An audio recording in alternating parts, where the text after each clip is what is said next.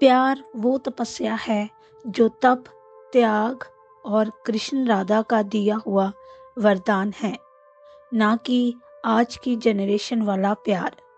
प्यार के नाम पर सिर्फ तन की भूख और ना मिले तो प्यार को ही मार डालते हैं। लेकिन एक प्यार ऐसा भी होता है जो दूसरा जन्म लेने पर मजबूर कर देता है।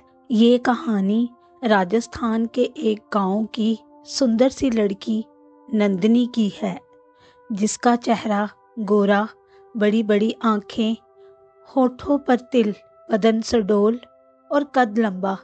उस पर घुटनों तक घाघरा और चोली पर शीशे का काम, लंबी डोरी, गजब की दिखने वाली नजर उससे हटती ही नहीं थी। नंदिनी बहुत ही खुश मिजाज और मिलनसार थी, जिसका इस दुनिया में कोई नहीं था सिवा सम्राट के। जहां नंदिनी फूलों की माला और रंग बिरंगे फूल बेचती थी, वही सम्राट मूर्ति कलाकार था। हर रोज नंदिनी फूल बेचकर शाम को सम्राट से मिलने जाती। दोनों बहुत खुश और प्यार में होकर एक दूसरे से मिलते थे। अब नंदिनी सम्राट से अलग नहीं रहना चाहती थी। उसने प्यार भरी आवाज में सम्राट से कहा, मुझसे शादी कर लो सम्राट। वही सम्राट दबी हुई आवाज में नंदिनी से कहता है, मेरा अभी खुद का घर नहीं है, मैं तुम्हें कहाँ रखूंगा। जहाँ नंदिनी बेचैन थी सम्राट से शादी के लिए, वहीं सम्राट कश्मकश में था कि मैं शादी के बाद नंदिनी को कहाँ रखूंगा। दोनों बातें कर ही रहे थे, तभी सम्राट ने कहा, आज मैं तुम्हें अपना कारखाना दिखाने ले चलता हूँ और अपने मालिक से भी मिलवा लाऊंगा। वही नंदिनी सम्राट के साथ कारखाना देखने चली जाती है। कारखाने में सम्राट जब अपना काम दिखा रहा होता है तो हर एक मिट्टी की मूर्ति में जान दिखती है। काम देखते हुए नंदिनी बहुत खुश होती है। सम्राट उसे बताता है कि जब ये बड़ी मूर्ति बिक जाएगी तो हमारा मालिक मुझे बख्शिश में इनाम देगा। अभी सम्राट बात कर ही रहा होता है तो उसी पल सम्राट का मालिक वहां पहुंच जाता है। नमस्ते मालिक, ये नंदिनी है, मेरी होने वाली पत्नी। सम्राट का मालिक शिवराज उसी पल जब नंदिनी को देखता है तो मोहित हो जाता है। उसकी बुरी नजर नंदिनी को सर से लेकर पैर तक देखती है। तभी सम्राट कहता है, मालिक, मैं इससे शादी करना चाहता हूँ और अपना घर बसाना चाहता हूँ, मगर मेरे पास खुद का घर नहीं है। क्या आप मेरी मदद करेंगे?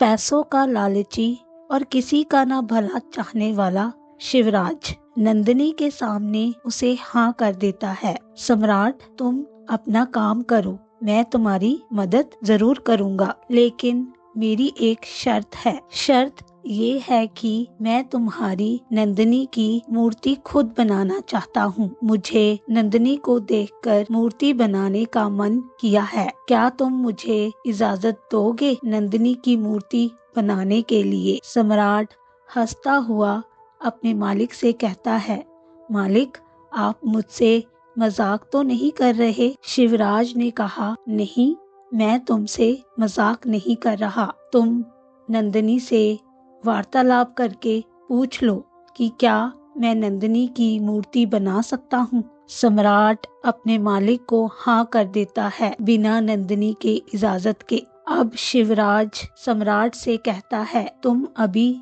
जा सकते हो, कल नंदिनी को लेकर आ जाना, मैं उसकी मूर्ति बनाऊंगा। सम्राट खुश होकर वहां से नंदिनी को लेकर चला जाता है। वहीं नंदिनी भी गुस्से से सम्राट को देखती हुई बाहर आ जाती है और सम्राट से कहती है, तुमने एक बार भी मुझसे नहीं पूछा कि मैं अपनी मूर्ति बनाने के लिए राजी हूँ।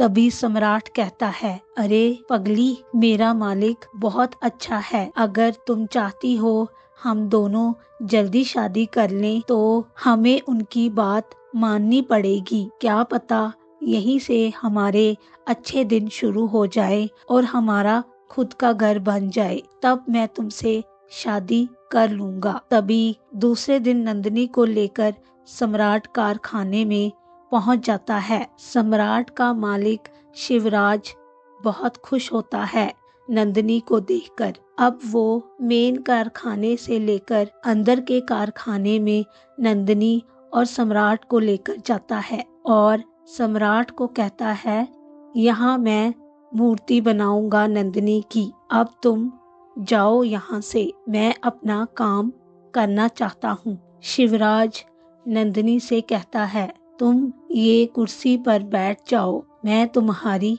बैठी हुई मूर्ति बनाना चाहता हूँ। तभी नंदिनी सम्राट से कहती है दबी आवाज में, तुम दरवाजे पर ही रहना। शिवराज नंदिनी की मूर्ति बना ही रहा होता है, लेकिन उसकी गंदी नजर नंदिनी पर होती है। वो सम्राट को किसी काम से बाहर भेज देता है। अब शिवराज नंदिनी के पास आकर उससे बात करने लगता है कि तुम सम्राट को छोड़ दो, मैं तुमसे शादी कर लूंगा और तुम कारखाने की मालकिन बन जाओगी। ऐसा सुनते ही नंदिनी के पैरों तले जमीन खिसक गई। अब नंदिनी गुस्से से वहां से जाना चाहती थी, लेकिन शिवराज ने उसका रास्ता रोक दिया। अब नंदिनी शिवराज को धमकी देती है कि मैं ये आपकी सारी बात सम्राट से कहूंगी कि तुम्हारा मालिक कैसी गंदी नीयत लेकर मुझे यहाँ लेकर आया। अभी नंदिनी बाहर ही निकल रही होती हैं तो शिवराज से उसे धक्का बज जाता है। धक्के में सामने पड़े हथियार से उसकी मौत हो जाती है। नंदिनी की मौत पर शिवराज हक्का बक्का हो जाता है और उसे डर सताता है कि जब सम्राट वापस आएगा तो उसे क्या जवाब दूंगा। इसी डर में शिवराज नंदिनी को उसी मूर्ति में छुपा देता है जिसकी बेचने की बात सम्राट ने की होती है। अभी वो नंदिनी को छुपा ही रहा होता है, तभी सम्राट वहां पहुंच जाता है। मालिक, नंदिनी दिख नहीं रही, कहाँ गई? मालिक के माथे पर पसीना देखकर सम्राट पूछता है कि आप इतने पसीने में क्यों हो? तभी शिवराज सम्राट से कहता है कि मैं मूर्ति बनाते बनाते थक गया था, इसीलिए मैंने नंदिनी को बेच दिया। अब सम्राट भी वहां से चला जाता है नंदिनी को ढूंढने, मगर नंदिनी कहाँ मिलती, उसे तो शिवराज ने मार दिया होता है। 2 दिन से सम्राट नंदिनी को ढूंढ रहा होता है अपना सारा काम काज छोड़कर, मगर नंदिनी कहीं नहीं मिलती। कुछ हफ्तों बाद सम्राट अपने मालिक के पास वापस आता है और कहता है, मालिक, जिस दिन से नंदिनी यहाँ से गई है मुझे नहीं मिली। क्या आपको पता है कि नंदिनी कहाँ गई? कुछ बताकर गई। मालिक गुस्से में उसे बोलता है, मेरी मूर्ति आधी अधूरी छोड़कर नंदिनी कहाँ गई मुझे नहीं पता, उल्टा मेरा काम यहाँ फंसा हुआ है। सम्राट उदासी से बाहर आ जाता है और बिना सोचे समझे कहता है कि नंदिनी, तुम कहाँ चली गई, मुझे बिना बताए। तभी शिवराज का दूसरा नौकर शामू सम्राट के पास आता है और उसे बताता है कि नंदिनी तो इस कारखाने से बाहर ही नहीं निकली सम्राट, क्योंकि उस दिन तो मैं पूरा दिन मूर्ति बनाने में बाहर ही बैठा रहा, लेकिन वहां से नंदिनी बाहर नहीं निकली। अब गुस्से से सम्राट अपने मालिक के पास वापस जाता है और उसे पूछता है कि मेरी नंदिनी कहाँ गई। मालिक उसे झूठ बोलता है कि मुझे नहीं पता कि नंदिनी कहाँ गई। अब सम्राट ने उसे और गुस्से से पूछा, मुझे पता चल गया है कि तुम्हारी बुरी नजर थी नंदिनी पर। तुमने ही नंदिनी को कहीं बंद कर रखा है। उस दिन नंदिनी कारखाने से बाहर निकली ही नहीं, मुझे शामू ने बताया है। अब गुस्से से शिवराज हथौड़ा उसके सिर पर मारकर उसकी हत्या कर देता है और उसे भी नंदिनी के साथ बंद कर देता है उसी मूर्ति में, और शामू की जुबान काट देता है कि किसी को वो ना बता सके। दिन बीतते गए। अब नंदिनी और सम्राट इस दुनिया में नहीं थे। इस घटना के बाद शिवराज का कारखाना अब फैक्ट्री में तब्दील हो चुका था। शिवराज बहुत अमीर व्यक्ति बन चुका था। ठीक 20 साल बाद दिल्ली के कॉलेज में सुमित नाम का लड़का, जो दिखने में काफी स्मार्ट और इंटेलिजेंट था, सुमित दिल्ली का ही रहने वाला था। कॉलेज के बाद जब सुमित घर आता तो अपने परिवार के साथ बहुत खुश रहता, लेकिन जब सुमित अकेले कभी बैठ जाता तो उसे अजीब सा डर सताता। उसे अजीब सी तस्वीरें उसे धुंधली सी दिखाई देती। ये देखकर सुमित के माता पिता काफी परेशान होते। उसे पास के डॉक्टर के पास लेकर जाते और डॉक्टर को सब बात बताते कि सुमित को बचपन से ही ये सब होता है। लेकिन इन बातों से अनजान सुमित बेपरवाही करते हुए डॉक्टर के पास से निकल आता है। रोज की लाइफ बीत ही रही होती है। तभी सुमित के कॉलेज में एक लड़की की एंट्री होती है जिसका नाम साक्षी होता है। साक्षी कॉलेज में न्यू कमर होती है। उसे प्रिंसिपल का ऑफिस नहीं पता कि किस दिशा में है। तभी सुमित बाइक के पास खड़ा होता है और साक्षी सुमित के पास आकर उसे प्रिंसिपल का ऑफिस का पता पूछती है। पहली नजर में ही सुमित को साक्षी पसंद आ जाती है। सुमित साक्षी को प्रिंसिपल के ऑफिस तक खुद ही लेकर चला जाता है। बात करते हुए साक्षी से उसका नाम पूछता है, मगर साक्षी बहुत गुस्सैल और घमंडी किस्म की लड़की होती है। वो बिना नाम बताए अपने प्रिंसिपल के ऑफिस में चली जाती है। सुमित भी साक्षी का अजीब रवैया देखकर वहां से चला जाता है। दूसरे दिन कॉलेज में सुमित साक्षी से बात करने की कोशिश करता है, मगर साक्षी का घमंड उससे बर्दाश्त नहीं होता, क्योंकि साक्षी इतनी घमंडी होती है, वो किसी से बात करना पसंद नहीं करती। कुछ दिन कॉलेज में बीत जाते हैं। सुमित साक्षी के पास जाकर उसे प्रपोज करता है। कहता है, क्या तुम मुझसे शादी करोगी? गुस्से में लाल साक्षी उसे थप्पड़ मारकर ना कहकर वहां से चली जाती है और प्रिंसिपल से शिकायत कर देती है कि सुमित मुझे रोज तंग करता है। अब प्रिंसिपल सुमित को ऑफिस में बुलाते हैं और साक्षी को भी। प्रिंसिपल सर कहते हैं, सुमित तुम ऐसे नहीं थे, तुम्हारी इतनी शिकायतें आ रही हैं, क्या बात हुई है? सम्राट को अच्छा नहीं लगता कि प्रिंसिपल उससे शिकायत कर रहे हैं और वो बिना कुछ कहे गुस्से वाली आंखों से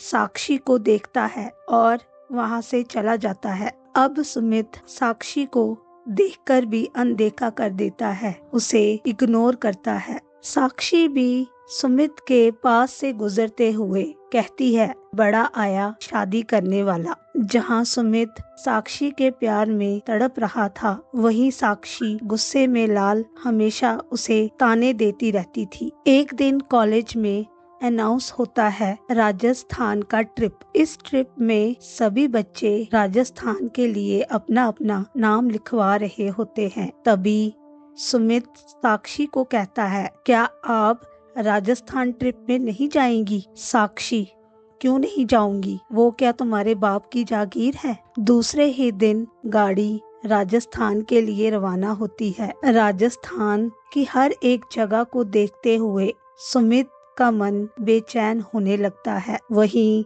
साक्षी जो बहुत घमंडी थी, वहाँ का माहौल देखकर कुछ अजीब लग रहा था, लेकिन एक दूसरे से अनजान वो एक दूसरे को देख तो रहे थे मगर कुछ कह ना सके। गाड़ी वहाँ पास के होटल में रुकती है। प्रिंसिपल ने कहा, आज रात हम यहीं रुकेंगे, सब अपना अपना डिनर कर लो और आराम कर लो। सुबह हम यहाँ पास के एक फैक्ट्री में जाएंगे सर्वे करने के लिए। सुना है वहाँ की मूर्तियाँ बहुत सुंदर हैं।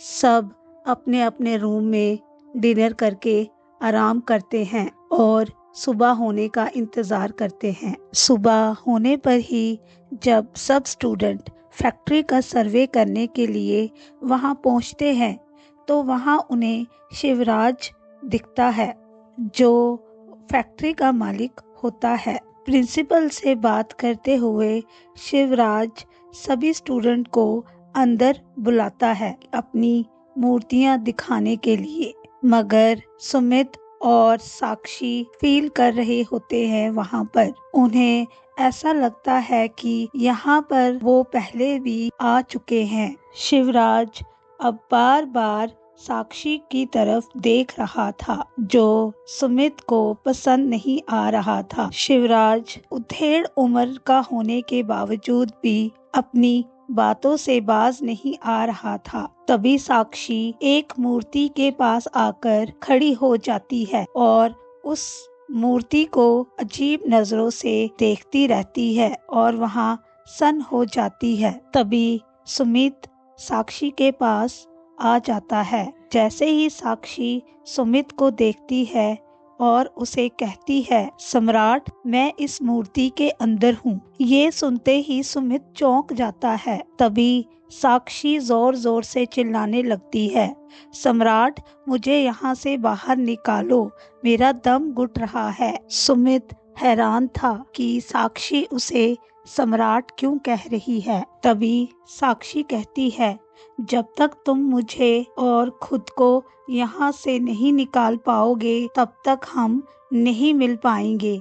हमारा मिलन कभी नहीं हो सकेगा, ना ही मैं तुम्हें इस जन्म में पहचान पाऊंगी। तो मैं तुम्हें ये कहती हूँ कि इस मूर्ति को तोड़ दो। जैसे ही सम्राट यानी सुमित वो मूर्ति तोड़ने लगता है, तभी शिवराज वहां आ जाता है और गुस्से से कहता है, इस मूर्ति को हाथ मत लगाना। लेकिन सुमित गुस्से में एक हथौड़े से उस मूर्ति को तोड़ डालता है, जिसके तोड़ने से उस मूर्ति का एक हिस्सा उस मालिक पर गिर जाता है और उसकी मौत हो जाती है। उस मूर्ति के अंदर 2 कंकाल पड़े होते हैं जो सम्राट और नंदिनी के होते हैं। वहां खड़े सभी स्टूडेंट और प्रिंसिपल हैरान रह जाते हैं। तभी वहां खड़े सम्राट और नंदिनी एक दूसरे को पहचान लेते हैं और अपनी अस्थियों का विसर्जन करके अपनी खुशहाल जिंदगी की ओर बढ़ जाते हैं।